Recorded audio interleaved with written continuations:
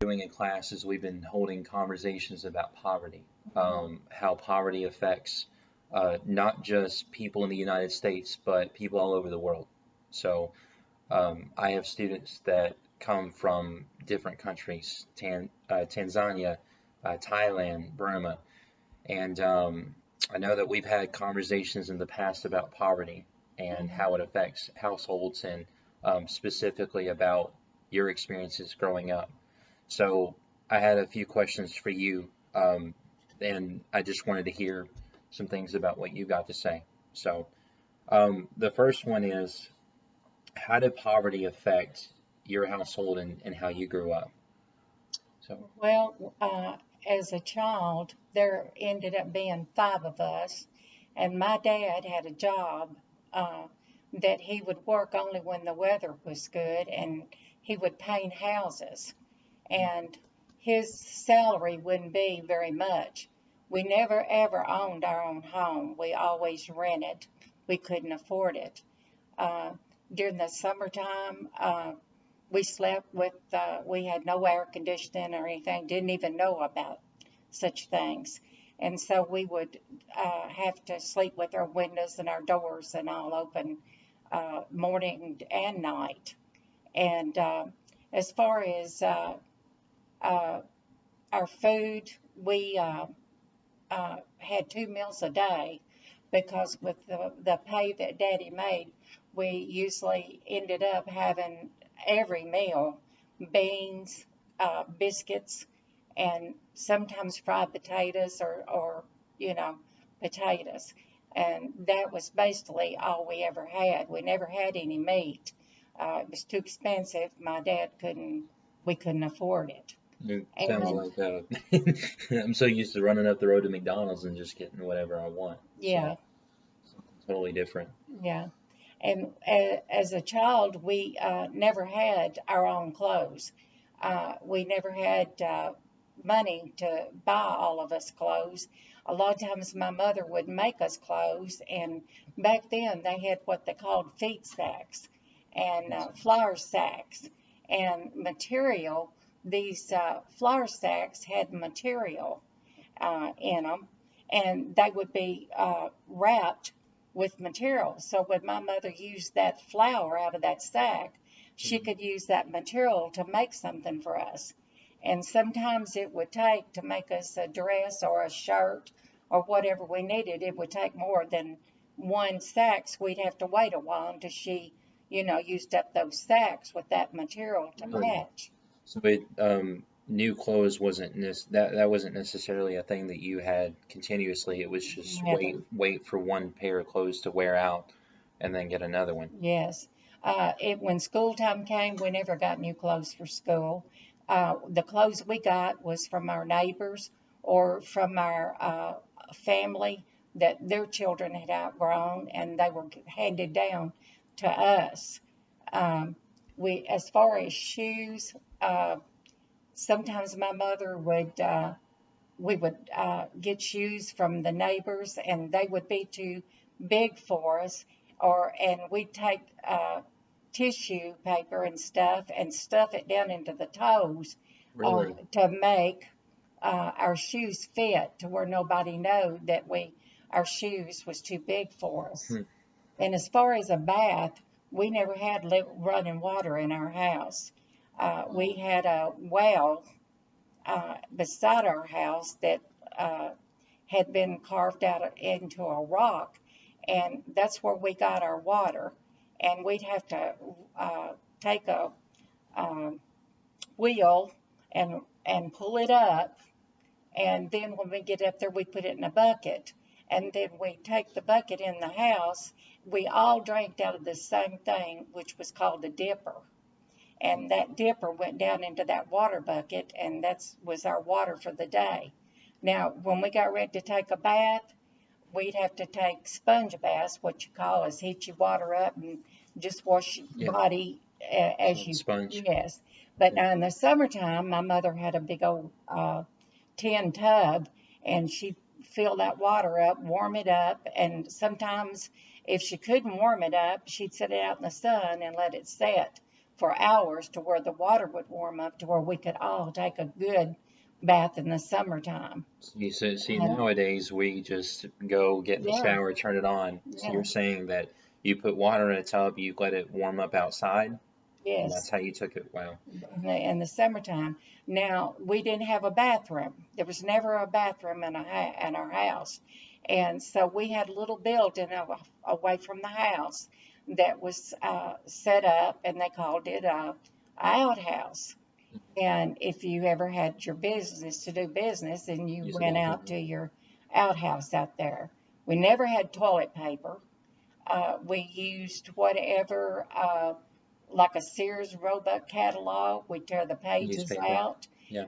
that kind of thing. And we never had heat in our house.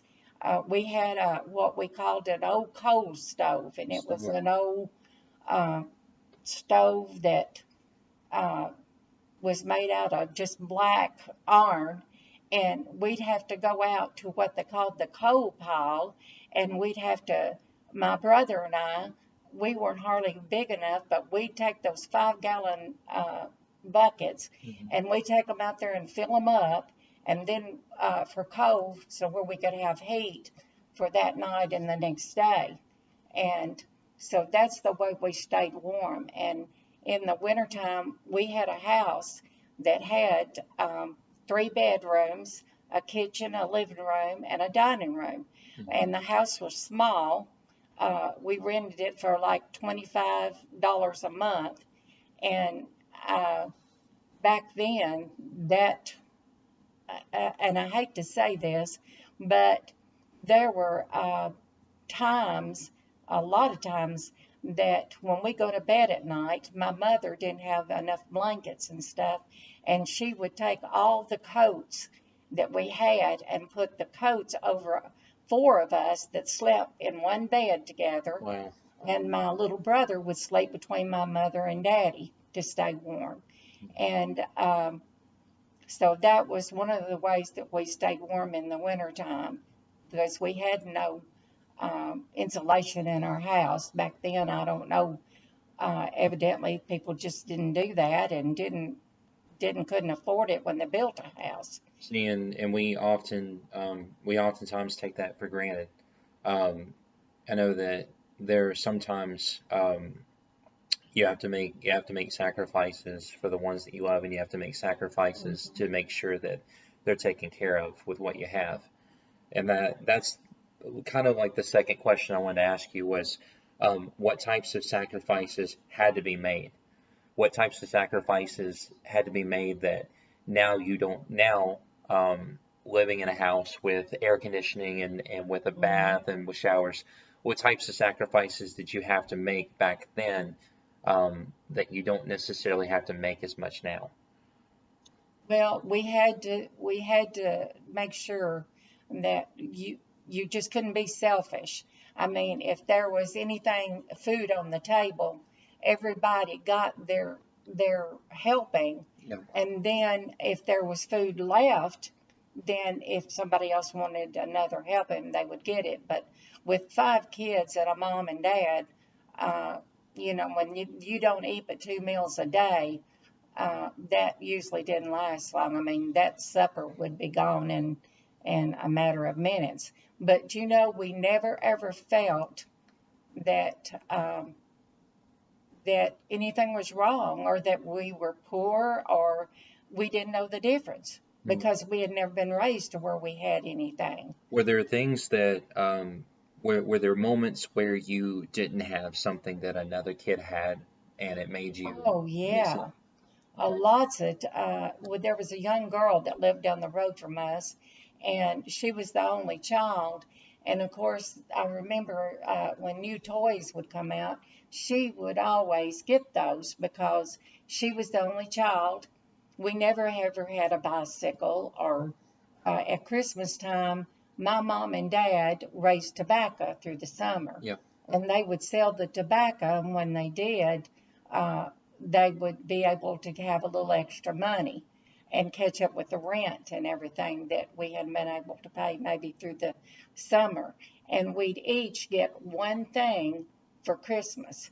and we got fruit. Daddy would get oranges and bananas and apples, and we would get some fruit. And uh, as far as a gift, like I said, we each got one thing. My sister, one year I particularly remember, she got a sweater for Christmas. I got a Bible. I had met the Lord that summer and been saved, and I wanted a Bible of my own, and so uh, that's what I got. The boys, my brothers, they got holster and guns. Back then, we had a lot of people talked, about cowboys and Indians, and that's the way we Yeah. all would play sometimes. But today, I realize that how good things were for us, but we didn't know any difference that we were poor. We thought we were the happiest family and loved each other and come together. And You that's know. and that's the third question I was going to ask is, can people truly be happy despite their poverty? Because we look at the United States, and I've been blessed to where I have never gone a night without food or shelter or clean water to drink, and there are countries all over the world that don't have that. And I'm Mhm. blessed. So is it possible to truly be happy in what we would consider to be poverty? We know poverty as to lack something, to not have something, to have a deficit. Maybe it's a Mhm. deficit of food or water or shelter. Is it possible to truly be happy and to be satisfied without having those things? Yes, it is because we didn't know the difference. We'd never had anything other than what our parents provided for us. So only thing is maybe when the young girl would come down, and bring her new toys, that we realized we didn't have any of those things. But you know what? It wasn't that important. We knew how to play and how to make ourselves happy, and now, if you were used to having some of the best things of life and you didn't have them, you probably couldn't be happy without them. But I think we all can adjust and learn how to make ourselves or how to be happy. What It's not always things that make us happy. what is it? So, me growing up playing video games and having all these toys and pool tables and all this other stuff. What did you do as a child? What did you guys do for fun? Like what is it that what We is we pretended. We would pretend. We would we had little blocks of wood, made in little squares. hmm And we'd take those little blocks of wood and we'd take the garden hoe and we pull it around through the dust and stuff when we make little roads. yeah. And then we each had our little car and we'd all get down and push our little cars in the dirt. And we each had a little place that we made that was our house, and we drive our little car into our little driveway, and we talk back and forth to each other. Hello, how are you? And we pretended. And then my sister and I played paper dolls a lot, and these weren't paper dolls you bought. These were paper dolls that we cut out of a Sears and Roebuck catalog, and Newspaper. we'd Yeah. go to the pages and we'd find the one that we wanted as our girl paper doll, and then the boy paper doll, and then the kids or the baby or whatever. And we cut those out and we pretend we were talking, just, and that we'd play family. I mean, like my sister had her family and I had my family, and we go visit each other. It was just, you pretended, you made things up. When you bring up be happy in poverty, um, you're mentioning newspapers and stuff, using newspapers for like the toilet or using newspapers for like to play with and stuff, cars and Yeah. whatnot. What was your transportation like? Like what did you have a car or did you We had an old car. I don't even know I can't remember how Daddy got this old car or but we had one car. My mother stayed at home with all of us because she back then women didn't work like they do today. Hmm. And he took that old car and he would go to work and come back. And that was basically all we ever got to do. Now, when we went to school, uh, we seen a lot of things that were different at school, than the way we were being raised. Yeah. But that's okay. We fit in and we made the best of it. And I remember we'd have ball games at school and, basketball and football and stuff. But we never ever got to go because most of the time Daddy didn't have the extra gas, Yeah. to take us. And plus, they would charge a fee and we didn't get to, we didn't have the money. There's a sacrifice for You know, sure, is not being able to, a lot of our kids at Geo, um, maybe riding the school bus, or maybe Mhm. have their brothers or sisters, or maybe have a bicycle, something, somehow, some way getting to a Geo soccer event, or going to maybe a basketball or a football game, maybe Mhm. joining clubs. We have some students in ROTC, but you're saying that you didn't have those opportunities at all. Never ever got to join clubs uh, or do anything because we didn't have the money. It was always some kind of a fund or fee. And I do remember that it school lunches was 25 cents a day. 25 cents. Hey, wow. And when we'd go to school, down we'd get a good meal because, we'd eat there at school. So Mhm. that's where we did finally get our third meal, and that was during the school year. But when summer was out, we didn't. And so uh, just Daddy being able to uh, give us 25 cents out of the four of us, the older four, that was $1 a day. Yeah. So he had to come up with $5. Whenever I saw his check one time when I was a young girl, and I knew what it was, but I didn't understand all of it. His pay for 1 week was $50. $50 a week? Yes. And our rent for our house was $25 a month. And then we had groceries to buy and electricity. We did have electricity to pay for. And, it was just, Daddy had to buy gas to go back and forth to work and to keep the car going. And so we did raise a garden in the summertime, and that helped. Okay. Uh-huh. But we didn't have uh, the things we needed to freeze food or to can food. Sometimes Mother would can what she had with what jars she had. Yeah. Does this, now that we've talked about how it affected your household, talked about the sacrifices that you had to make. So sacrifices are basically what you had to go without. Yeah. Um, we've answered the question about being happy in poverty. So using her as an example, that it is possible to be happy.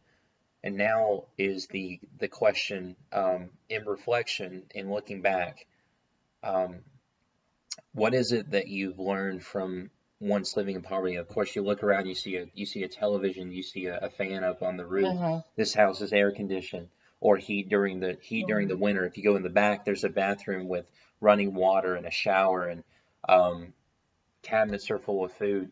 All these different things that you didn't have.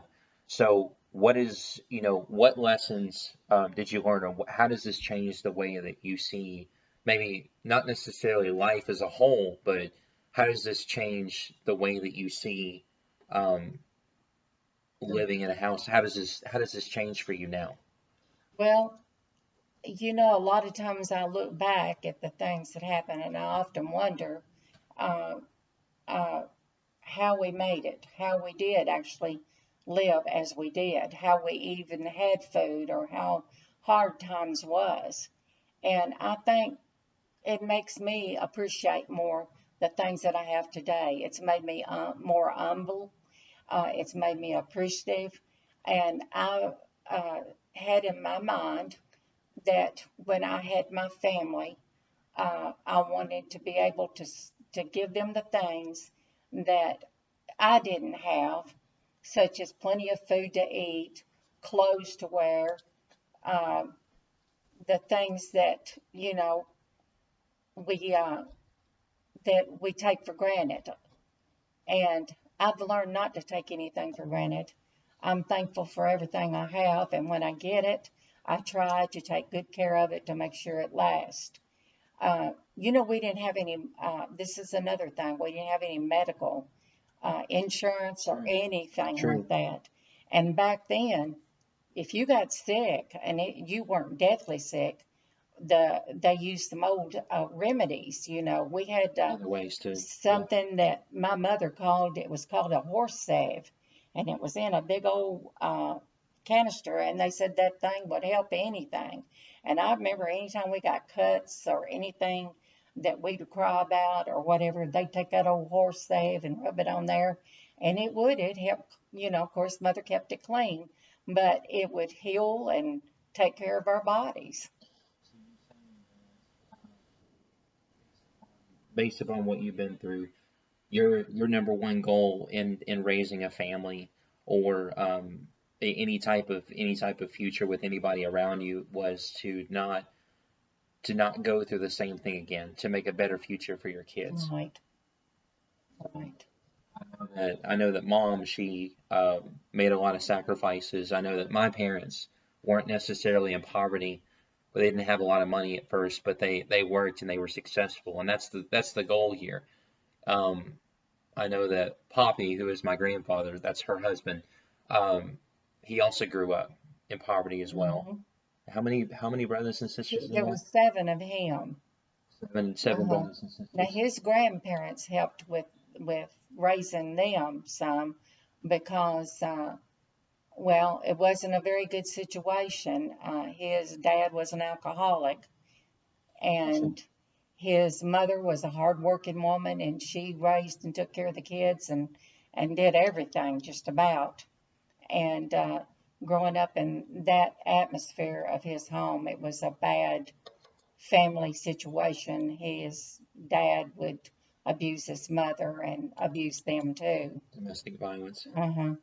Well, And you know, while we're on that subject, as far as raising families here in the United States, I feel like we have a lot of opportunities that other places don't have. And a lot of countries, a lot of students such as mine, have come to the United States for a better way of life. And surprisingly, it's very strange for some to hear about the idea that poverty exists here in the United States. right. Um, we've learned in class about how veterans or people who served in the military, how hmm they they go without. They're homeless. They don't have food. So I guess if you had a message for my kids, the ones that have moved from different countries all over the world, this is kind of like a bonus question, but if you had something to tell them, if you had one thing you could tell them without meeting them, what would it be? Dream big, uh, work hard, uh, have good morals, uh, uh, stay close to family if you can, and if that doesn't work, then sometimes you have to let family go.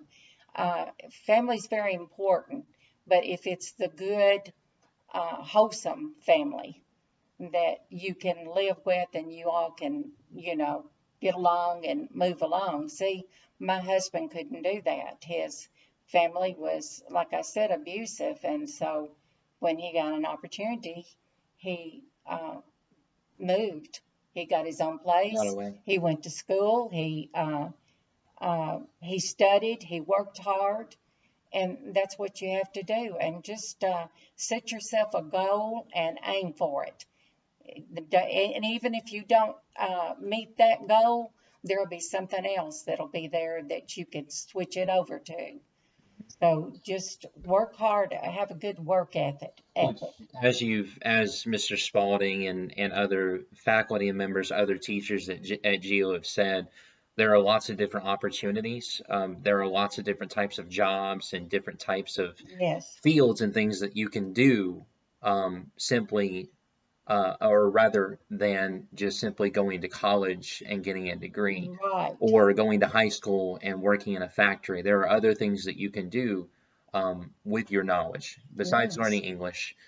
being bilingual, would you say, is a big thing? Knowing more than one language is a big Yes. thing. Um, Growing up, I know that, and as time has gone on, the more people that you have, or the more languages that you know, increases your chances to be successful. Um, so I have some students that speak Swahili. I have some students that speak Spanish, some students that speak Nepali or Burmese, various languages. That's And awesome. and the issue at hand is feeling as though they don't have a voice because they come from a different country or because they haven't had the knowledge or the experience before. So I guess the goal here is at Geo is to make sure that these kids have that opportunity, right? Yeah. We would say that Geo International High School is a rare thing. It's not Uh-huh. very common. So I really appreciate it. I love you. I love you too. And, those aren't all bad memories. Some of them are good memories, some of them are bad memories, but life is what it is, and we have to make the most out of it and be happy. You're the only person that can make yourself happy. Absolutely. We're going to keep moving on through the unit, guys. Thank you.